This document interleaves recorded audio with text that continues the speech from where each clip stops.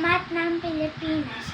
Noong unang panahon ay walang pang tinatawag na bansang Pilipinas. Mayroon lamang maliit ng mga pulong. Noong hindi pa nito bahagi ng mundo ay may nakatirang ditong isang higante. Ang kuweba niya ay nasa kalagitnaan ng dagat Pasipiko.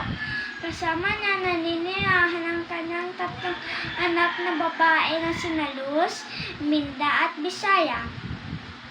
Isang araw, kinakailangang umalis ang amang higante upang mangaso sa gabilang pulo. Naiwan na ang tatlong magkakapatid kaya sinabihan niya ang tatlo, "Huwag kayong mababaso ang ating kuweba," bilin ng ama. "Diyan lamang kayo sa loob dahil may panganib sa labas. Hintayin niyo ako sa loob ng kuweba."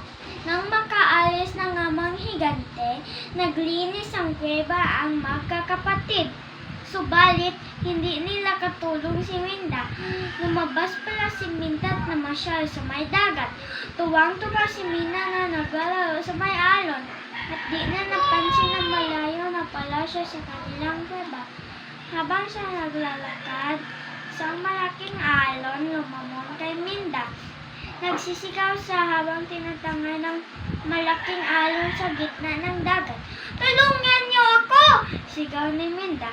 Narinig ni Luz at Bisaya ang sigaw ni Minda. "Si Minda humingi ng tulong!" sigaw ni Luz. Nakita niya na sisinghap-singhap sa tubig ang kapatid. "Hindi marunong namangay si Minda!" sabi ni Bisaya. Mabilis nilang linusong si Minda. Ninabot niya sa kamay sa kapatid, pero pati sila nadala ng malaking alon. Kawag, sipa, tas ng kamay, iyak at sigaw. Sa kasama ang palad ng tatlong dalaga ay hindi nakaahon. Nang dumating ang amang higante, may nagtataka siya kung bakit wala sumalubong sa kanya. "Saan kaya nagtungo ang tatlong kong anak?" tanong nito sa sarili. Hinanap nila sa paligid ngunit wala siya roon. Pinuntahan siya na kalapit na pulo, pero ninino wala. Biglang umalon ng malaki na isip ng ama baka nalunod ang tatlo.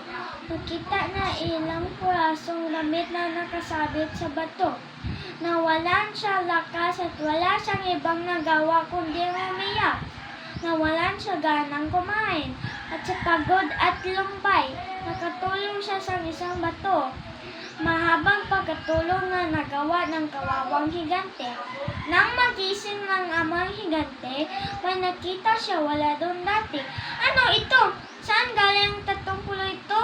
Sila kaya ang tatlong ito?" tanong nito sa sarili.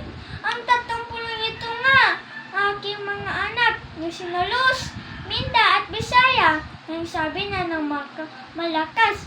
At mula noon, tinawag na Luzon, Visayas, Mindanao ang tatlong pulo. Dito nagsimula ang bansang Pilipinas.